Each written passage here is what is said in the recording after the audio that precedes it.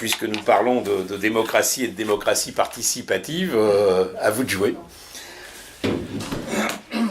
Alors, bonjour, alors, je m'appelle Claire Guérard, je suis anthropologue de formation. Je travaille sur le community organizing. J'ai encadré une recherche-action de plusieurs années sur des expériences qui ont lieu en France. Alors pour faire court, parce que alors, vous passez sur la participation, je suis tout à fait d'accord avec vous, c'est un bloc monstrueux.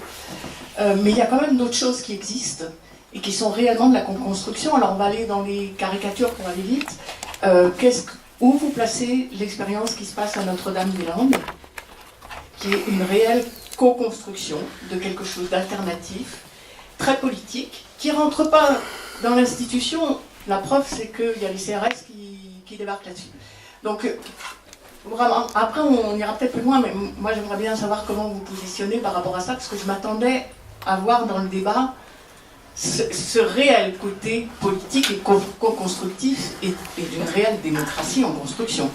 Et je peux vous garantir que sur toute la France, il y a des lieux où il y a des choses comme ça qui se construisent. Georges Gontcharov. J'ai participé toute ma vie à une association que j'ai créée, qui a disparu récemment, qui s'appelait l'ADELS, Association pour la démocratie, l'éducation locale et sociale. J'étais rédacteur en chef de sa revue, correspondance municipale puis territoire. J'ai donc l'impression, depuis ma jeunesse, d'être tombé dans le bain de l'action locale et de la démocratie participative.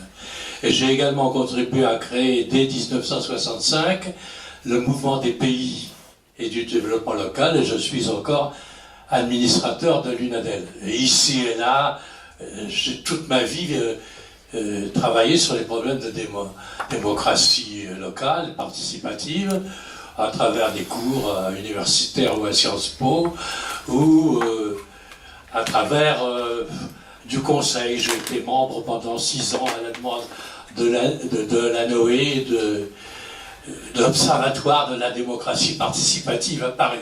Et je pourrais en parler très longuement, parce que là, il y a des aspects qui se rapprochent beaucoup de ce que vous avez dit, où là, pour certains élus, la participation n'est qu'un gadget.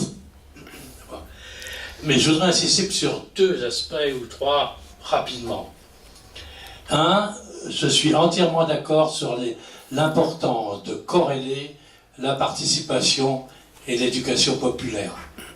Je suis moi-même issu du mouvement d'éducation populaire, j'en ai été salarié la quasi-totalité de ma vie, et c'est là que s'est forgée l'idée de la participation en France. Oui, je veux bien. Merci. Deuxièmement, j'appartiens à une génération qui a été très marquée pour étudier la participation par l'école de Chicago. Et les échelles de la participation, les 10 échelles d'Arnstein, de Sylvie. Et je crois que vous avez bien insisté sur l'institutionnalisation qui guette les premiers échelons. Mais vous n'êtes pas allé jusqu'au dernier échelon, c'est-à-dire les rapports entre la participation et le pouvoir. C'est les élus, sauf très rares exceptions, j'en ai connu dans ma vie, les élus, ils font de la participation, tant que ça ne touche pas à leur pouvoir. Tant que c'est de la consultation, tant même que c'est de la concertation, tant que c'est de l'information, bien entendu, tout ça on veut bien. Mais c'est nous qui avons le pouvoir. Et en définitive, c'est nous qui décidons. Et si on ne ramène pas le processus, pas la procédure, mais le processus de participation au rapport au pouvoir, on n'a pas une clé de lecture suffisante. Troisième remarque, tous les penseurs du développement local, Ignacy Sachs, Lebré, Desroches, j'en passe, c'était meilleur, insistent sur la différence entre le mouvement descendant et le mouvement ascendant. Il me semble qu'il y a là une autre clé de lecture essentielle qui est apparue un peu en filigrane à travers les 2 exposés. L'impératif procédural de participation, c'est du descendant. C'est le pouvoir qui donne une injonction de participation aux citoyens. Mais la participation dont nous parlons, c'est l'inverse. C'est les citoyens qui s'organisent, qui s'auto-organisent pour participer, pour réclamer, pour construire. Et là, des millions et des millions d'expériences à travers le monde sont menées autour de ce thème d'un pouvoir ascendant des citoyens qui quelquefois se fiche totalement du pouvoir, est totalement déconnecté de tout phénomène de pouvoir, s'abstrait même de toute idée de prendre le pouvoir, ou bien qui monte à l'assaut du pouvoir, mais c'est l'ascendant qui est important, c'est l'auto-centré qui est important, c'est l'auto-organisation. Enfin, dernière remarque, je pourrais longuement parler des difficultés de définir les territoires de la concertation. Et je suis étonné que ni l'une ni l'autre, vous n'ayez cité parmi les différentes procédures les conseils de développement. Pour nous, les conseils de développement des communautés de communes, des agglomérations, quelquefois des parcs naturels régionaux, les conseils de développement, avec tous les travaux qui ont été menés autour du comité de coordination nationale des conseils de développement, nous disent quelque chose de très important sur la participation. La participation sur les territoires, peut-être autant urbains que ruraux. Les conseils de développement sont aussi bien dans les communautés d'agglomération que dans les communautés de communes rurales. Et là, d'ailleurs, la différence des degrés de participation entre les deux espaces serait très intéressante à étudier. Il y a donc encore beaucoup de choses à dire sur un sujet qui est extrêmement vaste et complexe. Merci Georges. Serge de Paky, comment le citoyen peut-il se reconnaître dans ce qui se fait? Eh bien, il y a une question centrale pour moi. Je ne dis pas qu'elle est soluble comme ça immédiatement, hein, mais qu'il faut se poser tout de suite. C'est celle de la décision. Est-ce que le citoyen a quelque chose à voir avec la décision? Est-ce que sa parole est dans la décision? Je ne parle pas de simplement être informé par la bande et puis un petit café pour en parler. Est-ce qu'il a un pouvoir dans la décision autre que la démocratie dite participative ou l'élection, encore pire, ça a été assez dit que, bon, il y avait... les élections locales sont beaucoup de manipulation. En fait, il y a 3 personnes qui dirigent, et puis voilà. Donc, il faudrait se reposer les faire sur le fond. Et moi, je crois que la seule perspective qui existe, c'est qu'il réponde à cette question que j'ai évoquée, de comment le citoyen est-il réellement dans la décision.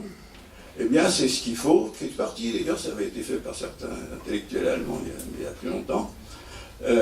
C'est de la démocratie délibérative. Je pense que le bon mot, c'est celui que vous venez de prononcer. En fait, ce dont nous avons parlé, au fond, c'est de la démocratie délibérative. Parce que ce dont vous avez parlé, Madame Notre-Dame-des-Landes, c'est vrai qu'il se trouve que c'est une action qui a à voir avec du territoire, mais les initiatives d'appropriation d'espaces d'action, de pouvoir, de réalisation de choses extrêmement diverses.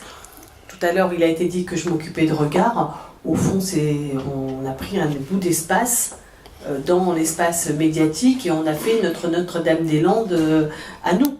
Je veux dire, voilà, on se démerde tout seul, on est une scope, on va chercher du fric à gauche, à droite, on bricole, on écrit gratuitement et on paye des pigistes et on se démerde, voilà. Ben, on fait Notre-Dame-des-Landes mais il en existe plein des choses comme ça, des initiatives qui sont prises par des acteurs divers, hein, pour construire leur espace de liberté, leur espace d'intervention. Mais la question dont on a discuté là, moi je trouve ça très intéressant et je pense que s'invente là-dedans beaucoup de choses et sont des lieux d'influence aussi. Enfin évidemment que l'imaginaire que nous avons, maintenant il est construit avec Notre-Dame-des-Landes et j'espère que Regard contribue à former l'imaginaire de ceux qui le lisent. Bon, donc voilà.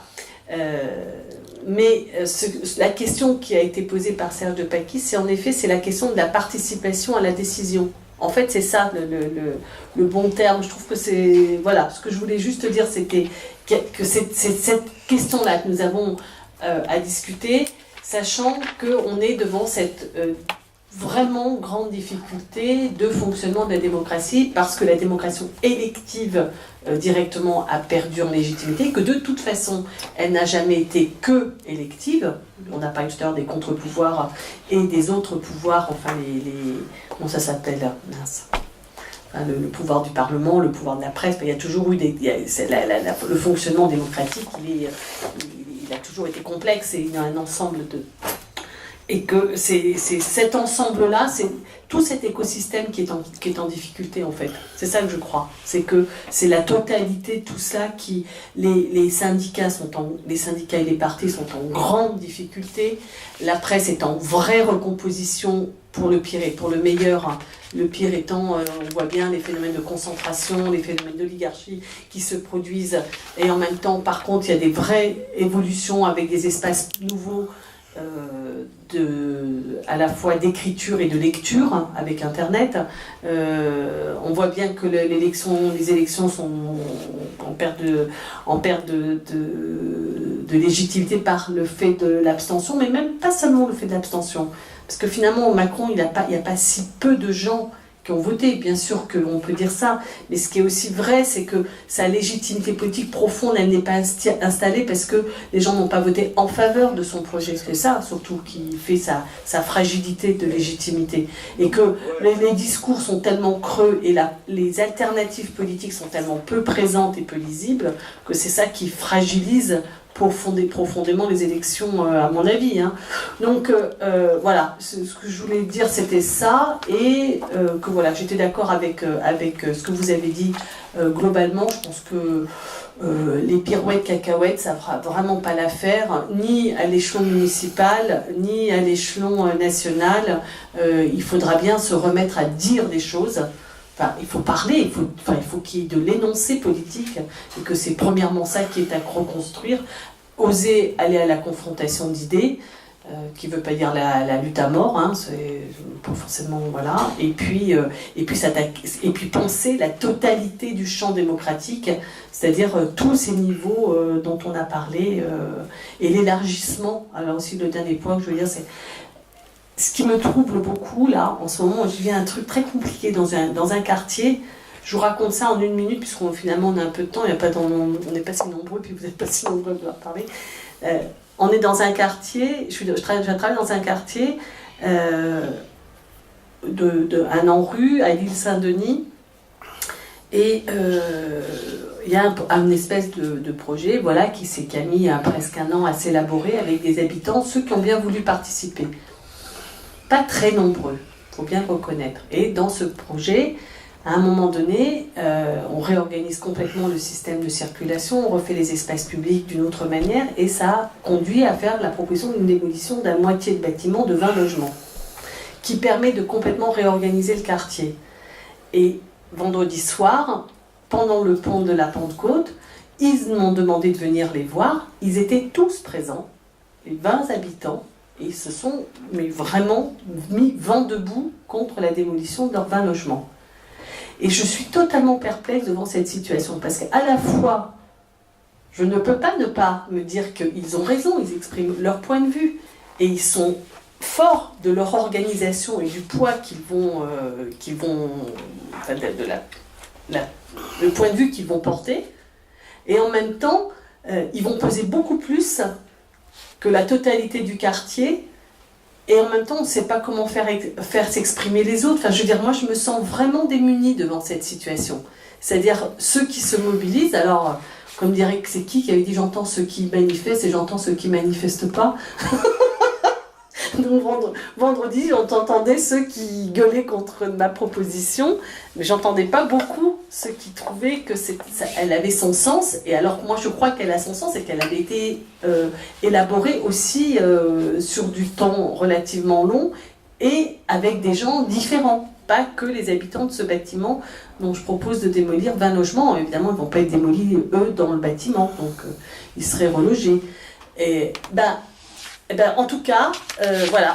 En même temps, je ne leur dénie absolument pas la légitimité de se battre de défendre leur point de vue.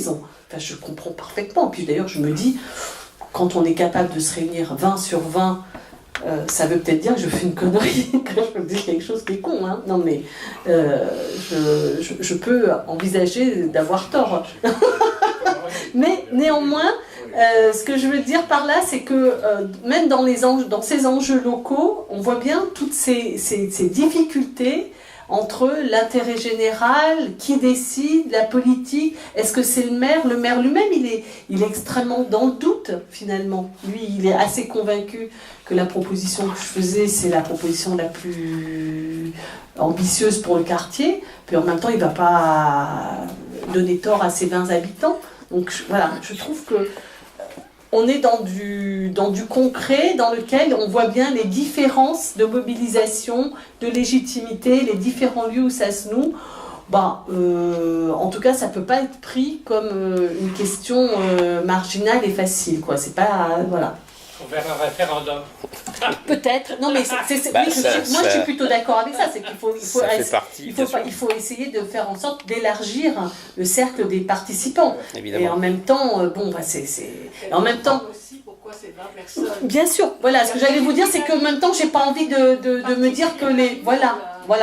J'ai pas prolonger les 20 dans un immeuble ou dans un espace qu'on construit ensemble. Ça, c'est possible, mais c'est pas sûr que ce soit seulement ça le problème. On peut imaginer tout et n'importe quoi. Oui, mais ce que je veux dire, c'est qu'en même temps, le poids du nombre ne me suffit pas comme réponse. Je sais pas comment vous dire. C'est pas parce qu'ils seraient battus qu'on aurait raison de les battre. Voilà. Donc j'ai quand même aussi le doute sur cette mode de règlement. À la fois, je pense qu'il faut élargir le cercle des décideurs, et en même temps, la majorité ne suffit pas à avoir raison sur des gens qui défendent leurs intérêts et leur envie de rester là. Donc, bon. Merci. Si vous êtes d'accord, la parole à Alice. Merci. Alors, je vais répondre à toute une partie des questions.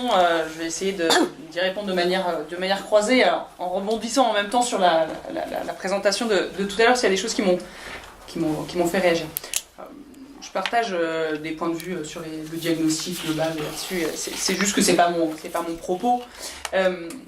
La première chose que je voudrais dire, c'est qu'effectivement, on est tous là et bien d'autres. Le constat sur le fait que la démocratie marche pas, que la participation ça marche pas, que c'est pour beaucoup de l'enfumage, etc. Le constat il est fait depuis bien longtemps et effectivement,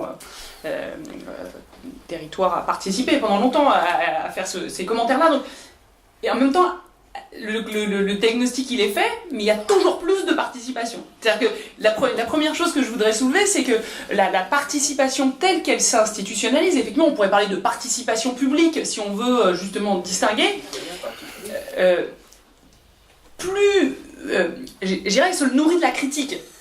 Et c'est quand même une première chose qu'il faut quand même relever, c'est que plus on critique plus la participation, plus on la juge insuffisante, plus on la juge déconnectée de la décision, plus on la juge pas avoir intégré un cercle assez large, etc. Elle se nourrit de ces critiques, et donc on n'a jamais autant critiqué les dispositifs participatifs, et il n'y en a jamais eu autant. Donc, et ça témoigne quand même de quelque chose qui est extrêmement puissant, c'est-à-dire de la capacité justement des acteurs au pouvoir, et en premier lieu les élus, mais pas seulement, à absorber la critique et à justement déployer tout un tas de routines, d'instruments, de pratiques qui leur permettent de répondre aux critiques dont ils sont l'objet, en reprenant à leur compte des attentes qui peuvent être exprimées ou pas par ailleurs. Et donc ça, je pense que c'est quand même un élément qu'on ne peut pas complètement balayer. La deuxième chose, alors, tout est une question aussi de focale. C'est-à-dire qu'on peut toujours trouver des expériences où il se passe des choses, des expériences où ils sont intéressantes, et ça on peut toujours trouver. La remarque que vous faites à titre personnel sur les conférences de consensus, et nous on a fait des enquêtes auprès de quasiment tous les participants qui sortent de conférences de consensus, de jurys citoyens, tous ils ont trouvé ça génial. Tous, tous, à 90%. Peut-être que c'est génial. Mais moi j'en ai observé plein et je trouve que c'est bien à l'intérieur, sauf que souvent ça sert à rien. Dans 9 fois sur 10, ça ne sert à rien. 9 fois sur 10. Souvent, elle ne sert à rien parce que le sujet, soit est un sujet important et donc on se garde bien d'en faire quelque chose, soit on fait une conférence de consensus, un atelier citoyen sur quelque chose qui franchement sert pas à grand chose. Et du coup, le résultat, le diagnostic, c'est pas le mien, c'est tous les travaux qui ont analysé ces dispositifs, ils pointent cette contradiction. Et ça, c'est vraiment quelque chose qui est important, c'est-à-dire qu'il y a plein d'espaces participatifs qui sont intéressants, je n'en doute pas, et si on pose la question aux participants, il y en a plein qui vont trouver des choses intéressantes. Et pour le coup, les conférences de consensus, c'est à mon avis un instrument intéressant, mais le plus souvent, ils ne servent à rien, le plus souvent parce qu'ils sont complètement déconnectés de la décision. Voilà. Et les expériences qui sont intéressantes vraiment de ce point de vue-là sont celles qui vont connecter les deux, et avec notamment où on va faire de la conférence de consensus avec du référendum derrière. Là, on va connecter, et là, ça sert à quelque chose. Parce que, à quoi ça sert une conférence de consensus? Ça sert à recréer dans un espace miniature les conditions d'une délibération de qualité, si l'opinion publique avait les moyens de délibérer, etc. Mais sauf que ça suppose à un moment donné de reconnecter ce qui se passe in vitro avec le grand débat, avec l'espace public. Si personne ne sait jamais ce qui se passe à l'intérieur, si on reconnecte jamais avec les rapports de force, etc., à un moment donné, ça perd de son intérêt. Donc ça me semble être un exemple assez intéressant de cette tension entre qu'est-ce qu'on va regarder, à quel endroit on va le regarder, et du coup l'avis qu'on va porter dessus. Là encore, il y a une autre focale qui me semble intéressante, c'est la question du lien à la décision. Alors, l'échelle d'Einstein, là encore, on va la retrouver partout. Tous ceux qui s'intéressent à la participation ne peuvent pas la connaître. Et en même temps, force est de constater que ces classifications, on continue à partager le même constat, à dire que information, consultation, concertation, et que on n'atteint pas la décision ou la codécision, ou alors que ça demeure exceptionnel. Là encore, il y a quand même un élément qui est intéressant, c'est que la trajectoire des dispositifs et des procédures. Je prends l'exemple du budget participatif. Il ne faut pas oublier, le budget participatif, il y a 30 ans, c'est l'archétype de la démocratie participative radicale qui, justement, assume la revendication en termes de redistribution, de justice sociale. Et donc, c'était l'exemple type de ce que peut faire effectivement la participation, à savoir cette capacité de mobilisation des citoyens, et en particulier des habitants de quartiers populaires, etc., pour revendiquer avec la force du nombre l'accès au pouvoir et à la décision qu'ils n'avaient pas pour ailleurs. Regardez ce qui est devenu le budget participatif, c'est la kermesse à projet. Je veux dire, c'est devenu des choses où on va avoir des initiatives pour partie individuelle ou pour partie collective, où chacun dans son coin va pouvoir voter, cliquer pour dire ce que c'est que... Est-ce qu'on est vraiment dans la redistribution? Est-ce qu'on est dans la question de la gestion des inégalités? Ce qui était ça, le budget participatif. La trajectoire du dispositif, elle est très révélatrice de cette capacité des institutions, justement, à absorber, à reprendre les procédures et à les vider pour en faire, effectivement, des éléments où on va, et je vous rejoins complètement, où on va substituer le comment, la procédure, au projet, au pourquoi, à l'affrontement, au clivage, etc. Et donc, si on s'intéresse tant à l'institutionnalisation, c'est parce que, évidemment, elle produit des effets dans sa capacité à absorber les dispositifs, les initiatives, les alternatives, etc. Un autre point de vue qui me semble intéressant, c'est la question effectivement du local, du territoire, comme espace de politisation. Et effectivement, il y a quelque chose qui me semble intéressant, de se dire comment on construit ce lien entre intérêt particulier et intérêt général. Là où je vous rejoins complètement, c'est sur le fait que un élément intéressant avec des formes de participation, c'est qu'on va reconnaître que l'intérêt individuel peut être un support de mobilisation et de politisation. Et ça, effectivement, c'est quelque chose qui n'était pas si admis et qui tend à l'être, à savoir que c'est en s'intéressant à des questions très concrètes, le logement, son quartier, etc., que l'on va pouvoir s'engager dans un processus de politisation. Le problème, il est que dans nombre d'espaces, cette politisation, elle ne s'opère pas parce que justement s'opèrent des formes d'évitement du politique, où on va chercher à tout prix à déconnecter ce qui est du local, du concret et de l'intérêt particulier de ce qui sont les causes et les mécanismes structurels qui produisent les situations sociales et les inégalités. C'est-à-dire que moi, limite, je voudrais bien croire que cette forme d'accès à l'espace public par l'intérêt particulier se traduise par des formes de politisation. Simplement, souvent, dans la majorité des dispositifs participatifs, il y a un refus du politique qui s'opère, tant de la part des participants eux-mêmes que de la part de ces organisateurs, où on tend à cantonner sur des formes d'expression.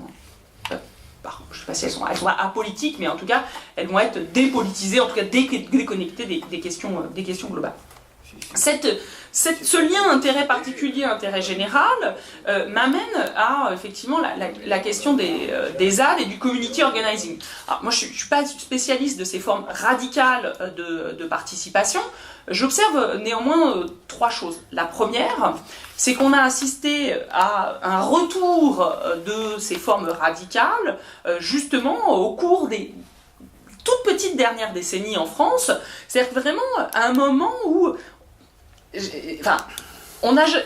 plus se sont développés les dispositifs institutionnels, plus s'est exprimé par ailleurs des formes radicales qui revendiquent justement quelque chose dont on a peu parlé et qui est ici extrêmement importante, qui revendique le fait d'assumer le conflit, qui assume le rapport de force. On est dans des rapports qui sont fondamentalement des rapports de pouvoir.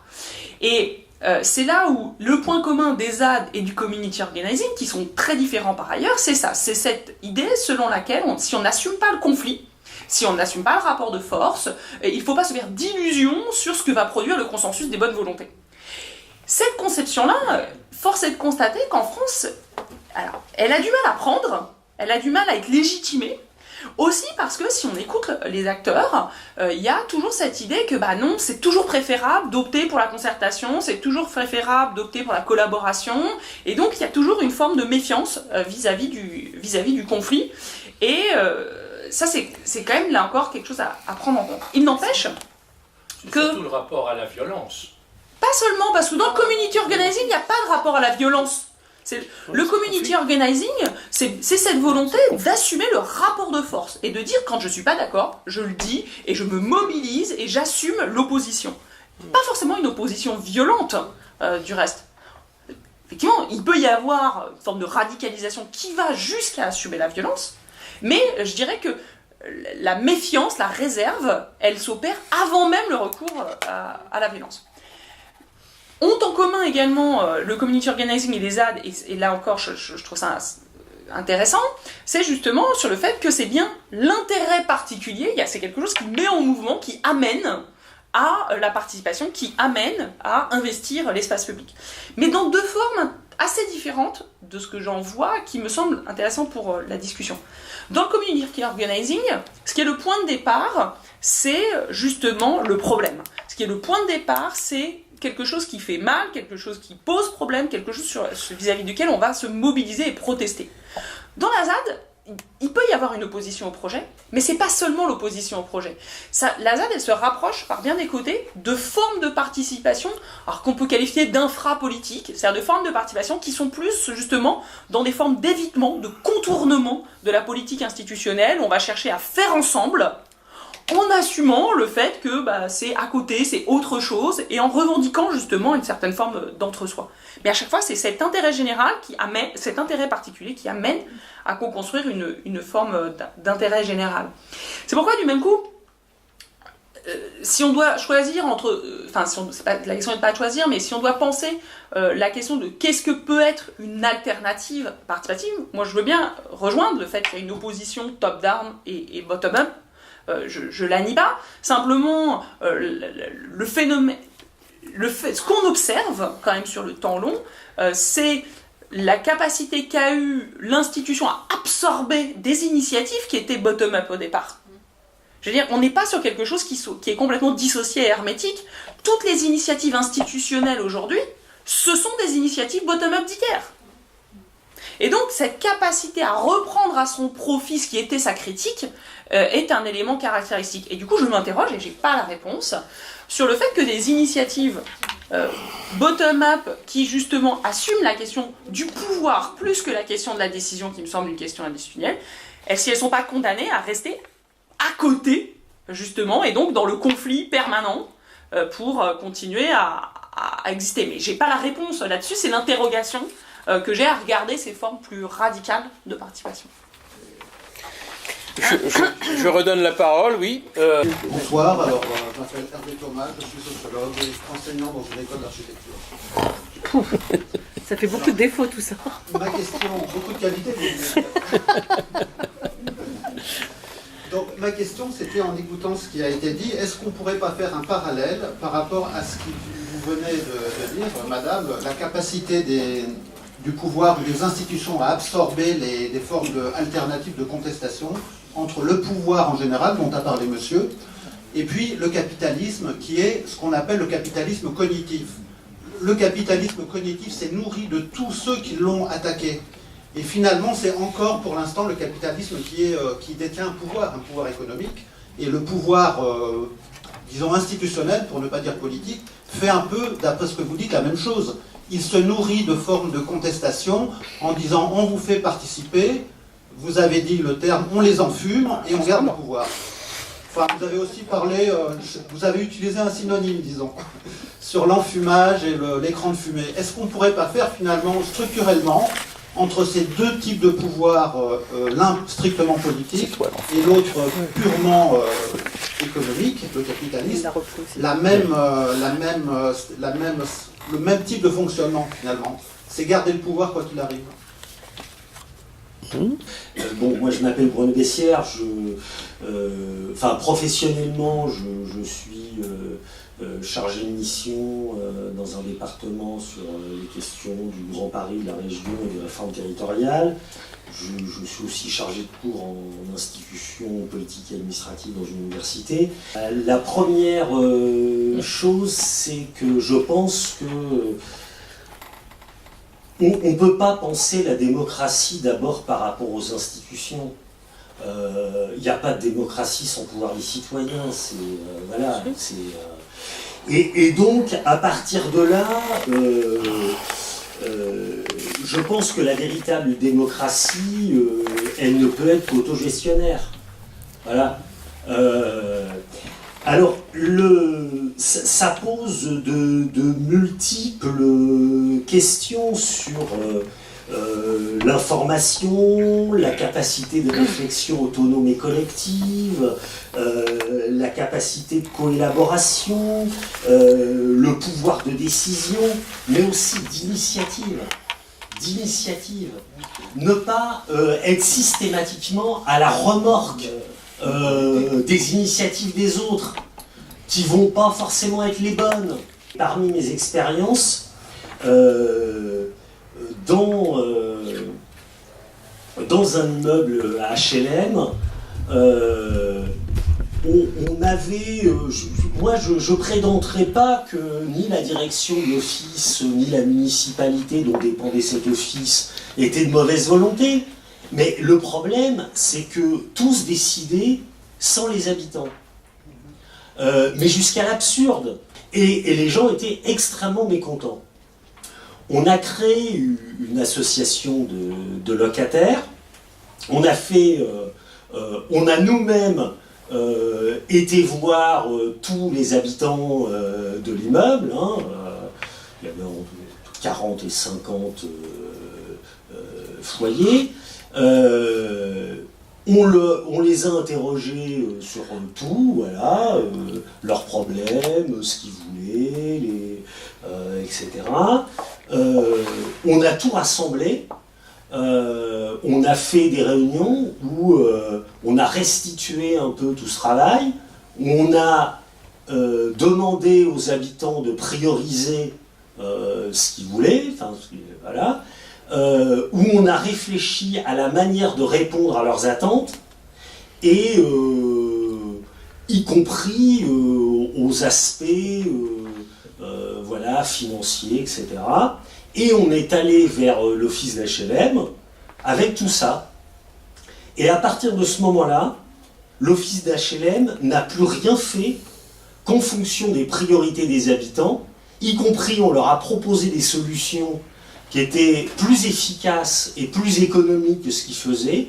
Et on a y compris permis la préservation et l'amélioration du patrimoine, évidemment de la vie des habitants, etc. Voilà, moi je pense qu'il y a... Ça c'est un peu abordé dans la discussion, y compris par la dernière intervention, mais personnellement je trouve qu'il y a quelque chose qui n'a pas été assez abordé dans l'ensemble de notre débat, et ça vient probablement, c'est probablement de la faute des organisateurs, parce que territoire et démocratie de proximité, c'est vrai que ça a largement tiré le débat vers la démocratie participative, en lien avec les décisions institutionnelles. Or, je trouve que nous n'avons pas suffisamment parlé de toutes les formes d'auto-organisation qui existent d'ores et déjà dans la réalité, et évidemment qui sont liées le plus souvent au territoire, et qui reposent sur des pratiques nouvelles, et notamment sur la conception d'activités ou d'agir ensemble comme des communs. Je prendrai l'exemple, parce que je travaille un peu dans ce domaine, de tout ce qui se passe dans le numérique, les tiers-lieux numériques, avec ces structures souvent informelles, etc., qui produisent du logiciel libre et partagé, ou bien le développement des Fab Labs.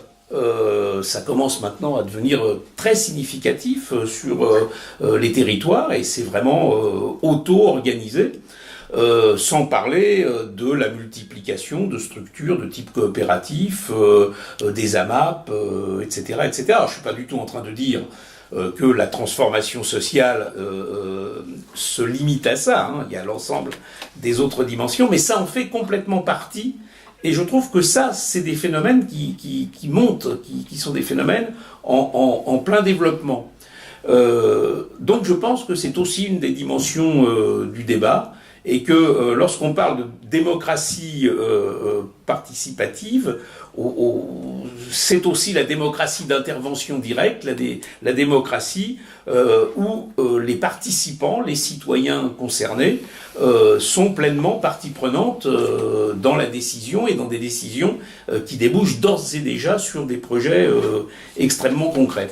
Voilà, donc je pense que c'est un peu de notre faute si cette question n'a pas été suffisamment abordée, parce que le libellé introduisait peut-être un biais, mais ça me semble une dimension importante du débat. Georges, tu voulais dire quelque chose ? Très vite. Puisqu'on est au bilan de la soirée, je regrette aussi qu'on n'ait pas assez parlé du citoyen participatif ou non participatif. Parce qu'il y a participation s'il y a des gens pour participer. Et donc, il aurait été intéressant de savoir, il y a énormément d'études là-dessus, moi j'en ai fait personnellement dans le 20e arrondissement de Paris ou dans tout Paris. On a interviewé tous les participants des 123 conseils de quartier de Paris pour leur demander pourquoi ils participaient, dans quel but, leur motivation, etc. On a une littérature considérable. Et je voulais simplement témoigner du fait qu'on avait une bonne connaissance des motivations des citoyens qui ont envie de participer et des refus de participation de la grande majorité des citoyens que ça n'intéresse pas. Et il me semble qu'il est très intéressant de se rendre compte que à Paris, c'était évident, le turnover des participants est énorme, parce que la déception est énorme. Dans les 123 conseils de quartier, il y a sans arrêt des gens nouveaux qui viennent, un soir ou deux, y compris des gens qui travaillent à des contre-projets, à des projets apportés à la municipalité. Et pour le résumer d'une phrase, un habitant m'a dit un jour, tout ce travail que l'on fait, ça sert à rien, ça remonte là-haut, ça tombe dans un édredon, et il n'y a jamais de réponse. C'est bien le rapport au pouvoir, c'est bien le rapport à la décision. Il y a énormément de citoyens aujourd'hui frustrés de la participation. Et je crois qu'il faut qu'on en tienne compte aussi. Juste quatre choses. très rapide. La première chose, je vous rejoins sur le fait qu'effectivement, la capacité d'absorption des critiques des institutions politiques, elle est très largement identique à celle qu'on observe sur la société capitaliste. Simplement, je ne dissocierai pas les deux. D'une part, parce qu'en fait, les technologies participatives, on les retrouve autant dans l'espace privé que dans l'espace public et politique, pour cette première raison.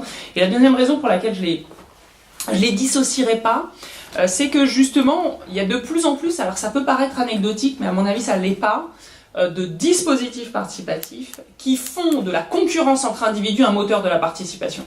Quand dans vos dispositifs vous commencez à labelliser les bons participants, quand vous commencez à attribuer des points à ceux qui participent en fonction de leur degré de participation, ça veut dire que vous avez intériorisé les mécanismes concurrentiels, individualistes propres à la société capitaliste dans le fonctionnement même de la démocratie. Alors, ça peut paraître anecdotique, mais l'anecdote est à mon avis révélatrice de la porosité de ces formes-là. Évidemment, on pourrait ajouter tous les phénomènes concurrentiels de territoire, etc.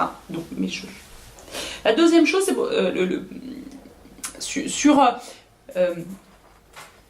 j'ai envie de dire que des exemples que vous décrivez, évidemment, ils existent, des décisions absurdes sans les citoyens, j'ai envie de dire qu'il y en a quand même de moins en moins.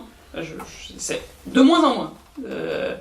Parce que justement, c'est devenu une routine, la participation.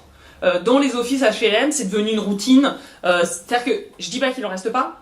Je dis qu'il en reste. Il y a quand même de moins en moins d'espace où on aboutit à des situations absurdes parce que on n'a pas du tout écouté les usagers, les habitants, etc. Mais pour le coup, souvent, là encore, il y a une forme de déconnexion qui s'opère où la participation va se réaliser sur des questions qui vont rester cantonnées sur le technique. C'est-à-dire que souvent la connexion, elle ne fonctionne pas avec des formes de politisation. Et c'est souvent ça une critique ou un reproche qui est fait, c'est-à-dire qu'on va dissocier ce qui est politique de ce qui ne l'est pas. Je ne suis pas du tout en train de dire qu'on ne peut pas avoir un débat politique à partir des questions techniques. Je ne suis pas du tout en train de dire que les questions locales sont un obstacle par nature à la politisation. Je dis juste que la manière dont c'est mis en œuvre, on produit cet effet de dissociation du technique, du local et des questions politiques. Troisième commentaire. Alors effectivement, on n'a pas évoqué, alors, pour le coup c'est vraiment pas mon cœur d'activité, toutes ces formes alternatives de la démocratie du faire, sur les AMAP, sur les Fab Labs, les tiers-lieux, etc. Alors effectivement, ça c'est quelque chose qui monte, qu'on voit vraiment monter, alors tant en termes de quantité qu'en termes d'audience, etc. Si on regarde un peu les travaux qui sont faits aujourd'hui, il y a un peu un gros point d'interrogation, et je ne fais que soulever le point d'interrogation, je n'ai pas du tout la réponse à cette question. Est-ce que toutes ces initiatives, elles sont condamnées à être un peu la fraction dominée d'un système dominant ? Bien sûr. Ou alors qu'elles vont avoir une capacité précisément à sortir du sentier dans lequel elles sont, et donc à transformer le système ? Je suis peut-être un peu pessimiste. Moi, j'ai un peu tendance à penser que si elles sortent du sentier alternatif, ça va pas forcément être bon signe pour ces formes d'alternatives. Mais voilà, en tout cas, la vraie question aujourd'hui, elle est là. Et je prends un exemple qui est un tout petit peu décalé. Il y a peu de travaux qui ont étudié sur le temps long, justement, les dispositifs, parce qu'on n'a pas forcément beaucoup de recul. Des travaux qui ont été faits dans d'autres pays, je prends le cas par exemple au Danemark, quelqu'un qui avait sa thèse sur les coopératives dans le domaine de l'énergie renouvelable. Le Danemark a été considéré pendant très longtemps comme le modèle des coopératives dans le domaine de l'énergie renouvelable. Et ce que lui il montre, c'est qu'en fait sur le temps long, il y a une évolution, on a eu de plus en plus de coopératives, et qu'en fait il y a eu un vrai plafond de verre. À la fois en termes de volume et de quantité d'énergie, et en termes de dynamique coopérative. Et donc en fait on a eu un rétrécissement progressif de la sphère coopérative et un rétrécissement progressif de la part de cette énergie alternative produite. Et donc sur le temps long, on a bien quelque chose qui a été très largement domestiqué. Donc je reste du coup un peu dubitative, intéressée mais dubitative. Et enfin la dernier point, et je terminerai là-dessus, effectivement on n'a pas parlé, ça a été soulevé, c'était quelque chose sur lequel je voulais revenir. Évidemment qu'il y a des acteurs politisés, plus ou moins, qui ont envie de participer. Le vrai problème quotidien de nombre de dispositifs, c'est quand même que souvent ils ont besoin de trouver du monde. C'est un vrai problème, c'est-à-dire que souvent, il y a beaucoup moins de participants réels que de demandes supposées de participation. C'est-à-dire que la problématique concrète des espaces institutionnels de participation, c'est plutôt de trouver un public, de le garder, de le motiver, que autre chose. Là encore, c'est des formations, des ateliers, des savoir-faire qui sont dédiés à comment on fait pour garder son public, etc. Enfin, c'est pas que théorique, c'est-à-dire que c'est un vrai enjeu pragmatique et professionnel. Et nous, on a essayé de travailler. Alors moi, j'avais fait une enquête aussi sur les motifs des non-participants, on avait travaillé dessus, et on a organisé des focus group avec plusieurs collègues, justement, avec des publics extrêmement variés, plus ou moins politisés, plutôt classe pop ou classe moyenne supérieure, etc., en essayant de voir justement est-ce que les gens ont envie de participer. Une question un peu. Et pour le coup, que ce soit d'un point de vue dans des enquêtes quantitatives, que ce soit dans les ateliers sur les focus, que ce soit quand on va sur le terrain, la fraction de ceux qui aujourd'hui ont envie de donner du temps et sont prêts à considérer que la démocratie exigeante est une alternative non seulement possible mais aussi souhaitable, aujourd'hui, cette fraction de population qui serait demandeuse de population, elle n'existe pas. C'est-à-dire qu'elle n'existe pas. Elle reste extrêmement... La population demandeuse de participation, elle reste minoritaire. Alors, là encore, il y a deux possibilités pour voir les choses, et là encore, j'ai pas la réponse. Il y a ceux qui considèrent qu'on a tellement été habitués à s'en remettre aux institutions, aux partis, etc., qu'on a arrêté d'imaginer et de penser que la participation dans une forme plus autogestionnaire ou dans une forme plus participative, elle est un univers possible et souhaitable. Et donc, plus il va y avoir de développement d'offres de participation institutionnelle ou pas, plus il va y avoir une forme d'éducation et de repolitisation. Première possibilité analyse qu'on peut faire. Deuxième analyse, on constate que peut-être que la société capitaliste, elle a aussi produit ses effets, repli sur la sphère privée, et que finalement, la démocratie est sans doute un idéal de moins en moins partagé. J'ai pas la réponse à cette question. Simplement, j'observe que quand on va sur le terrain et qu'on cherche les participants et les demandeurs de participation, ils sont beaucoup plus difficiles à trouver que ce que peut laisser penser la multiplication et les discours participatifs. Merci. Catherine, à toi. Eh bien, puisqu'on termine... Tu as le mot de la fin. Les mots de la fin, je vais en profiter pour dire qu'en fait, ce que je pense qu'il y a une espèce de confusion dans notre discussion entre deux termes, c'est la question de la démocratie et la question de la politique. Ça n'a pas rien à voir, mais c'est pas la même chose. Ce que je veux dire, c'est que quand ce que vous avez critiqué, à mon avis, vous avez critiqué des processus, des procédures de démocratie participative dont vous avez montré qu'elles pouvaient être tout ce qu'on a vu, de l'enfumage, de l'artificiel, déconnecté de l'artificiel. Mais ces procédures, moi je pense qu'elles n'en peuvent mais en fait d'une certaine manière. Ce qui est problématique, c'est qu'il n'y a plus de politique. Moi ce que je pense, c'est que notre problème, c'est pas la peine de s'acharner. Moi, je les trouve intéressantes, ces expériences, pas parce que je les trouve géniales, c'est parce que je pense qu'elles peuvent nous aider à faire des pratiques et des expérimentations, mais le fond du problème, c'est la politique. C'est de reformuler du projet, et de reformuler du projet avec de la possibilité de conflits, de contradictions, et que la démocratie est un moyen de vivre ensemble et d'arbitrer et de gérer ces contradictions et ces désaccords et ces intérêts divergents, etc. Mais c'est deux choses différentes. Et notre problème, c'est l'affaissement de la politique, à tous les niveaux. L'affaissement de la politique dans les partis, ce qui est quand même la première contradiction, mais l'affaissement de la politique au niveau des élus. Les élus locaux ne font plus de politique, n'ont plus de point de vue politique, mais je ne leur en veux pas non plus personnellement. Ce que je veux dire, c'est qu'ils sont aussi tributaires de la situation dans laquelle ils se trouvent, de la difficulté de reformuler un point de vue à partir de des questions auxquelles ils sont confrontés. Et que donc, moi, voilà, tous ces efforts qui sont faits, moi, je ne crois pas qu'ils sont faits pour nous... Comment dire? Ils n'ont pas pour objectif de désamorcer des habitants, de les rouler dans la farine, ou de je ne sais pas quoi. C'est que je pense que profondément, il n'y a plus de politique.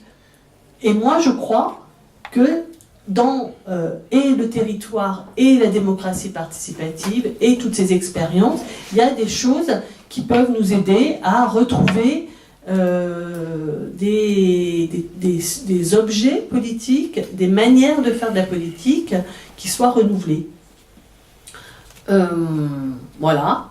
Et je pense qu'en fait, ça explique très profondément la question de la déception. Je pense que la déception, c'est qu'on s'investit pour plus que l'objet lui-même. Enfin, je veux dire, non seulement on veut être entendu, mais on veut que ça compte, que ça pèse, que ça influe, que ça produise de l'effet, ce que l'on veut à propos de la politique. C'est-à-dire que ça engage plus que l'objet lui-même. Et que ça, moi je pense que les déceptions dans les processus participatifs, ils sont profondément non pas liés aux procédures, ils ne sont pas de la faute des professionnels qui font de leur marché, je ne sais pas quoi. Non, je pense que profondément, le fond, encore une fois, tout ce que vous avez dit, je le reconnais comme existant, mais ce que je pense, c'est que ça raconte quelque chose comment dire, qui arrive quand il n'y a plus de politique, voilà. Je sais pas, voilà, je ne peux pas le dire autrement. Et on en est là. C'est fini. Et ça contribue, à mon avis, à alimenter la dépolitisation. Franchement, la dépolitisation, les causes de la dépolitisation.